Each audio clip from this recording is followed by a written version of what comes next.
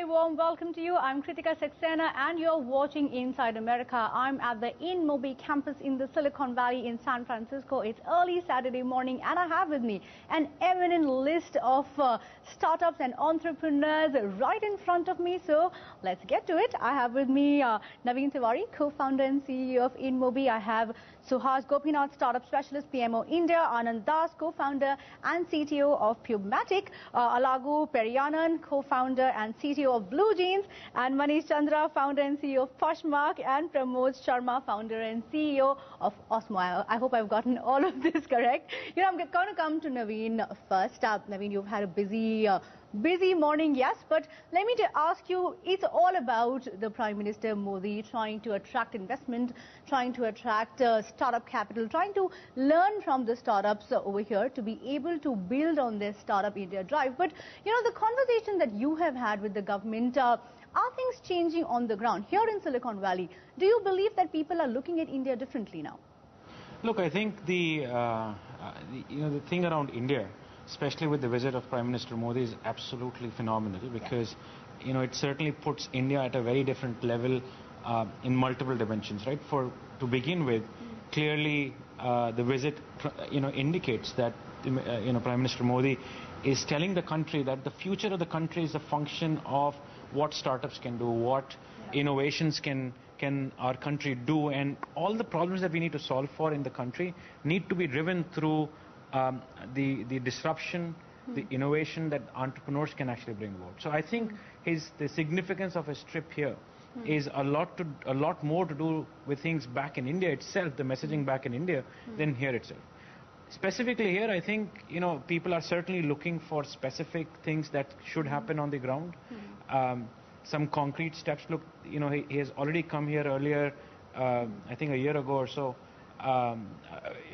in the US, and has given a lot of confidence to the country, to the people in the US, to do things. I think it's time that he specifically shows some concrete steps in the form of policy, etc., that indicates that we're very serious about startups. But I think it's time. Is there a difference between his first visit and now? If you look at the investor sentiment, there still seems to be a lot of people are concerned with respect to regulation. Has there been a change on ground from here that you can see from?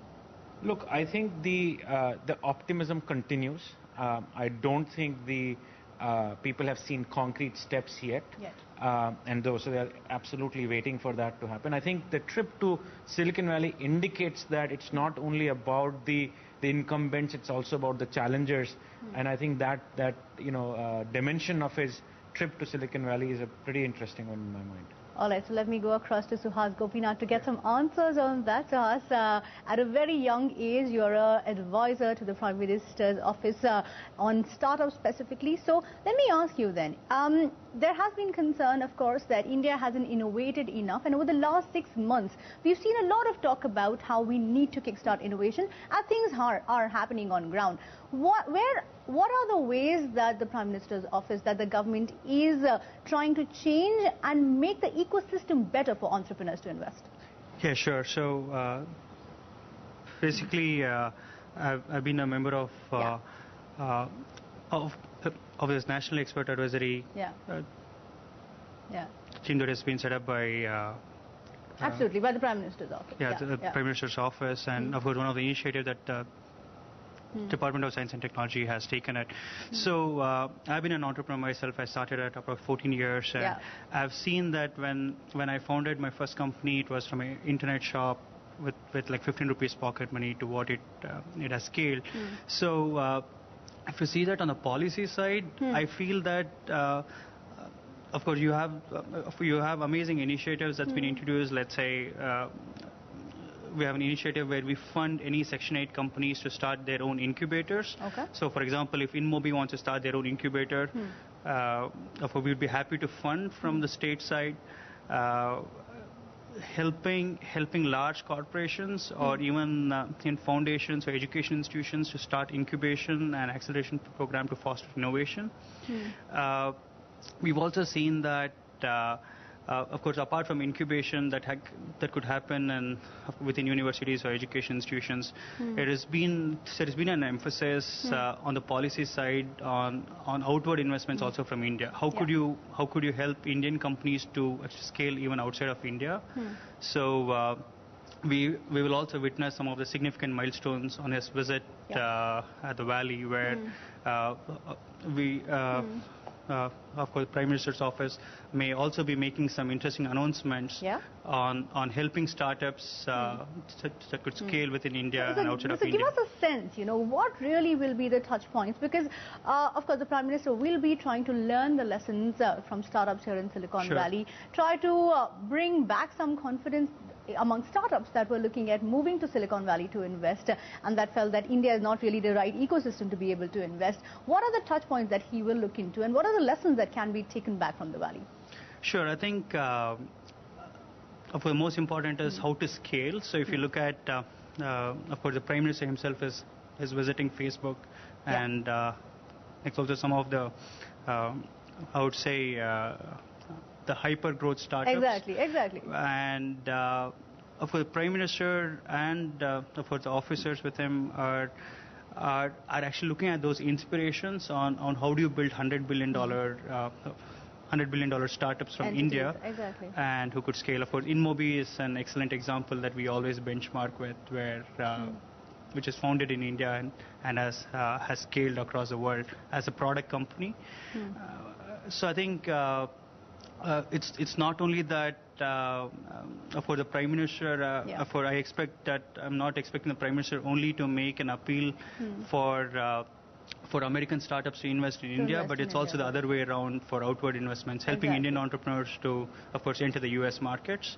So, and some announcements will also be around the corner. Yeah, of course. He's already made it on the Independence Day as well, which is Stand Up India, Startup India. So there would be announcements inculcating the Stand Up India, Startup India theme and trying to kind of build on that, right? Yeah, exactly. So we're looking at the same kind of impact the Make in India had. So of course, DIPP is also looking at in case if they could also introduce initiatives around Startup India itself. Okay, and now I have a panel with me of startups, and that's the next leg of this discussion, which are Indians and have based their companies over here.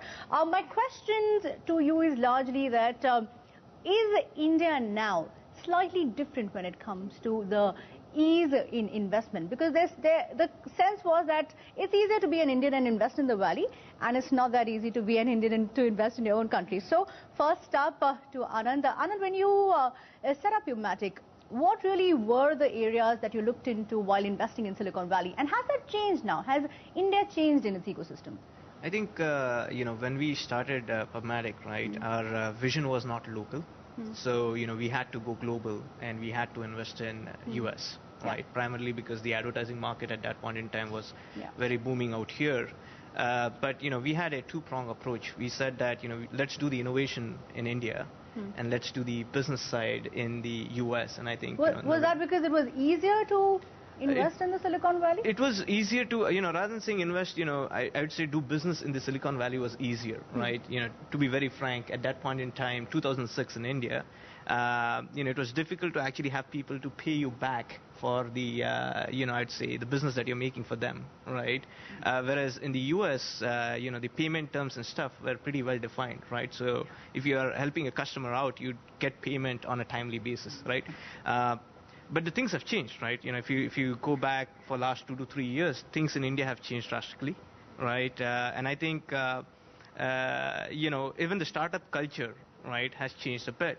Because previously when we started in 2006, people were not used to working for a company where they don't know what is going to happen next, right?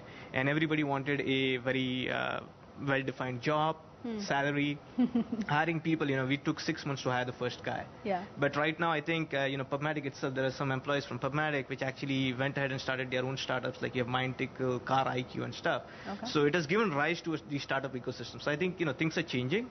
And I also see, people from the Valley, or there are investment companies which are both India and US origin, which have started investing in India, not only in software, but there are startups in which didn't happen 6 months ago, because 6 months ago when I spoke to these investors, they were saying that why should I invest in Indians that are in India when I have a better ecosystem here and the same breed here. So I'll join that question. Blue Jeans, of course, is competing with the likes of Cisco. It obviously has a very strong competition, and you managed to break into the market share. My question to you is that going forward then, you just raised about $75 million recently. Going forward, do you believe that investors are now more confident irrespective of the kind of competition that you see in the market? Absolutely. There's exuberance. We talk about the unicorns in the Valley. There's a lot of money both here as well as in India. We actually started in India pretty much on day zero.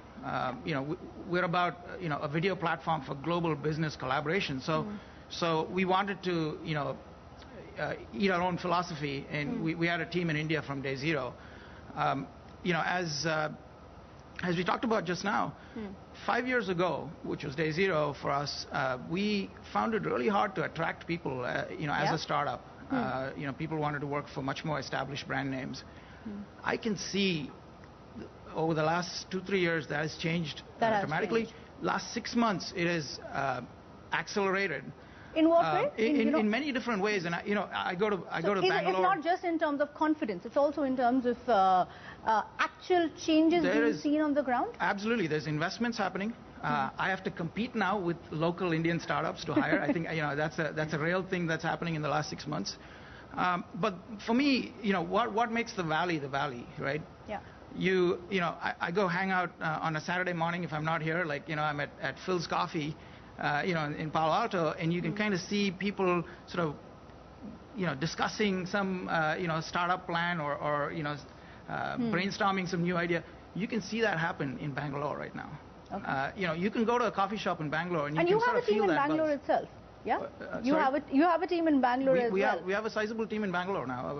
A couple of hundred people, and you can feel that same buzz in Bangalore right now. Okay. And I think that's important. That's more important than any policy decision that the government can make. That's what I wanted to understand. Let me go across to Manish from that point of view. Poshmark, of course, has you set up in India and you expanded in Silicon Valley, if I'm correct. Yes. So Poshmark's platform is available specifically in the US. It's not opened up to India yet, but you're looking at an India expansion. We are, yes. You are. Okay. So what I want to understand from you, Manish, from the policy point of view, and taking from Alagu's point, from the policy point of view, do you believe that things have changed now that you're going to launch in India? Do you believe that it is becoming easier for you to actually look at expanding within the startup ecosystem in the country? I think the answer is guarded somewhat. Somewhat. Yeah. Okay. It is so you're not as optimistic as Alagu and No, I would say I'm very optimistic about India and Indians and what's happening in the entrepreneur ecosystem. But I do think that the processes have to be simplified even further across the board. Actually, if you look at the most innovative models that are happening today, they're marketplaces, right? We are a marketplace. You look at Ola, Uber, they are marketplaces. And I think marketplaces as models are inherently friendly to the Indian mindset because all of us are entrepreneurial in our nature. Exactly. And these are platforms for entrepreneurs, which is favoring the growth at a very grounds level because you're empowering the individual. Yeah. And that is very, very friendly towards the Indian ecosystem by and large. The second thing which is actually happening is the distribution of the mobile as a platform. And if you look at a lot of the initiatives that the Prime Minister is focused on, it's really providing that connectivity at a broader level. And I think if you connect an average individual, empower them, and give them sort of self-services, that's really where true innovation is going to happen. And I think that, to me, holds very, very promisingly in terms of the future for India. Okay. Pramod, would you agree to the sense that there has been an easing? And from your point of view, Osmo hasn't opened up in India just yet. You just set up in 2013. You're an ex-Googler. You come from the land of innovation. Do you believe that in terms of the innovative capacity, we are still entrepreneurs still have their hands behind when it comes to innovating, when it comes to taking risks in an economy like India, where clearly bankruptcy laws are also not very well defined? Yeah, so I think there are many different type of innovations. The one would be innovation where you see a model working on the West, for example, in this country, and try to bring the same model back in India. Yeah. And I think the risk is different there. The risk is about how does this model fits into an Indian market. Okay. And you can learn a lot of lessons. And I think I'm not saying it's easier, it's less riskier in some sense because somebody else has proven the model. I think where it gets much harder, we are in the same category is where you're defining a new category. Okay. So for example, with Awesome, we are really trying to define a category in sort of learning, creativity, with sort of digital age. And you really need an ecosystem of early adopters. I think that's actually a big one because for us, we started hardware products we launched last year, and we got a tremendous response from early adopters in this country. To me, without the early response, it would have been impossible for us to build the momentum and build this sort of ecosystem around. So would you say in that case that it is easier to start in Silicon Valley and then expand in India and not vice versa? I wouldn't generalize, but I would say it's actually much easier to introduce a new category over here because I think there is the consumer mindset is pretty open to new ideas. So the whole, like, if you look at Kickstarter movement, is big in this country because some small shop come up with an idea, put something on Kickstarter, and you get a huge momentum. I think that's important for new ideas to come alive. But I do think that's changing a lot. I think there's a lot of positive energy. I have friends back who moved from Valley to India, and when I talk to them, I can see this sense of optimism, and I think people are. And I would say like a lot of Apple devices, for example, or these tablets and phones have leveling up the playing field in many ways. Where you have the same experience over here and back in India. So I think you can innovate at the same rate. So I'm very optimistic. Okay, so the consensus amongst our startups is that you're optimistic and things are easing out. Yes, I'm going to get it all the way back to Naveen. Naveen, my question to you is, there is another challenge that Silicon Valley investors have faced over time, and that's happening in India as well. You are an example of that. You faced competition from the likes of Google and Facebook, clawed into market share and did it well. I think Blue Jeans competes with Cisco at some level. Pramod also sees competition to an extent from Disney. So tell me, how do startups in that case, specifically in a country like India, scale up with the kind of huge examples that you have in your competition?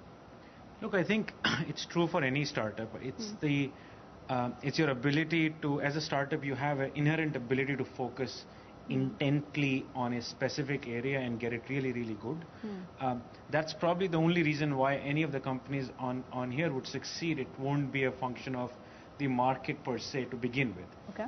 Now, so I think the ability to hire amazing engineers, which actually exist today in India, and to show them a path to create world-class products is your first dimension on this.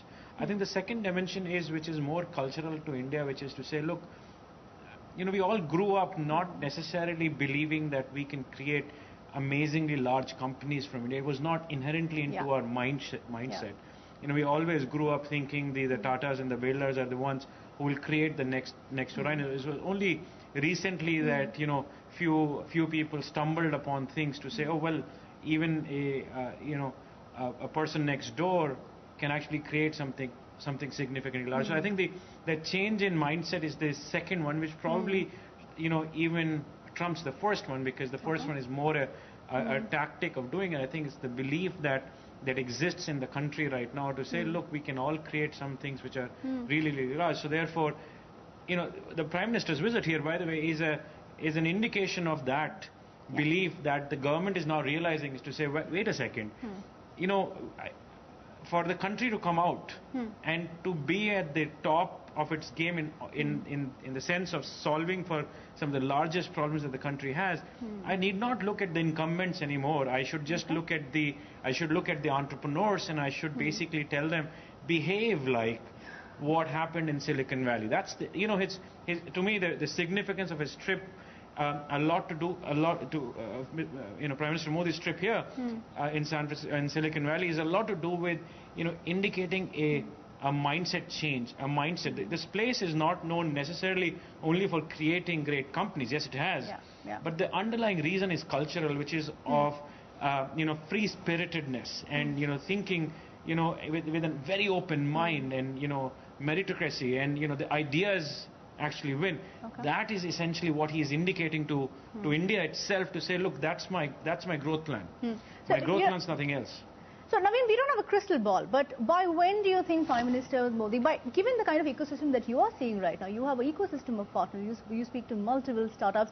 I want to understand, how long do you think it will be for us to be ready? The sense, yes, is that we are gearing up to be the next Silicon Valley. Prime Minister Modi's dream may come true. But are we 10 years ahead, 10 years behind? Are we 15 years? I don't know whether we are behind or ahead. So I'll tell you, I think somebody in the panel was mentioning, you go into on a Saturday morning or a Sunday morning into a coffee shop right now in Bangalore, in Koramangala, in Indiranagar, you'll actually see people hacking things out and discussing ideas. They're not just sitting around and spending money on coffee only. And I think that change in mindset is already happening. The change in culture is already happening. So to me, it's around the corner. I think the next 10 years or so, India will see some massive growth in the form of great companies getting created. Hopefully a bunch of them, reaching $100 billion stage also. I think if I look at the country at a much broader way, whether we want to solve for education, healthcare, security, you're not going to be able to solve for those challenges of our country by doing the same thing that we've been doing till date and doing more of it. That's not the solution for those problems. The solution is going to be in something far more, which is, different and disruptive. And therefore, that's going to come from some entrepreneur who might be sitting today at a coffee shop in Koramangala. Okay, so just a reminder, viewers, we are in the InMobi headquarters in Silicon Valley. So let me ask you, what is the next big bet that InMobi is making? You have inculcated innovation in your basic gene in the company. What really is the next big bet in terms of product and platform that you're looking at? Meep, of course, is already out, and you are expecting about $1 billion in over 3 to 4 years, if I'm correct. What is the next big bet that you're making? Look, we will announce a lot of our bets as we come out with them.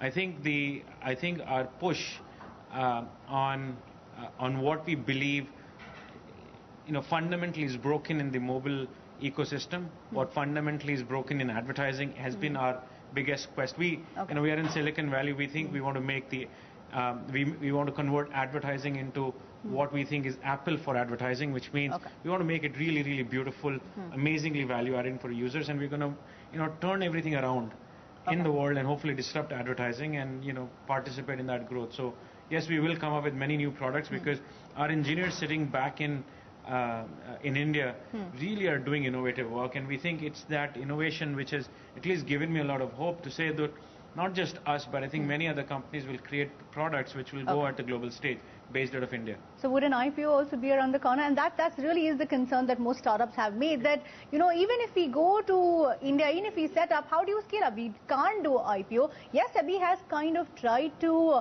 ease out the regulations, but the sense I get from startups here, and correct me if I'm wrong, is that it is still difficult to be a startup listing in India. You of course have had a significant presence over there. Now, how far would you be from an IPO? Look, it's hard to speculate how far we are. I think at least a couple of years out. So 3 years, 5 years? Yeah, at least 2 to 3 years out for sure. I can see smiles go out in the panel every time I ask Naveen. Well, the thing is, the private markets are so good. Why would you actually unnecessarily go out and But doesn't that give more visibility? Doesn't that bring in more investors? Doesn't that increase the capital? Well, visibility is more of a question on, what do you want to do? Look, if you want to continuously innovate, that means when, the fundamental definition of innovation is failure. You have to fail many times to get, few of those things right. The public markets are far more crucifying, to say the least, if you continuously not succeed. And so therefore it's far easier for, for a lot of companies like ours, given the, a lot of private capital that can continue to come in not to go public for a long period of time. But that is something that you will consider. You have to look, if you have taken, you've taken investor money, you have to be able to give them exits, and you have employees who have invested a lot of their time. for a long, you have to give them. So yes, it is on the cards at some point of time for sure. Okay, I wanted to come back to the startups, but completely out of time. So closing remarks by Suhas. Suhas, I saw you nodding when I asked the IPO question to Naveen. The concern, and you would have seen that, clearly the Prime Minister's office is bringing entrepreneurs like yourself to enable them to understand innovation and help startups innovate. But issues around these basic regulatory hurdles like listing in India, like clarity with respect to bankruptcy laws are still prevalent. Is that also something that the government is looking like when you advise them? Is that something that is also on the anvil?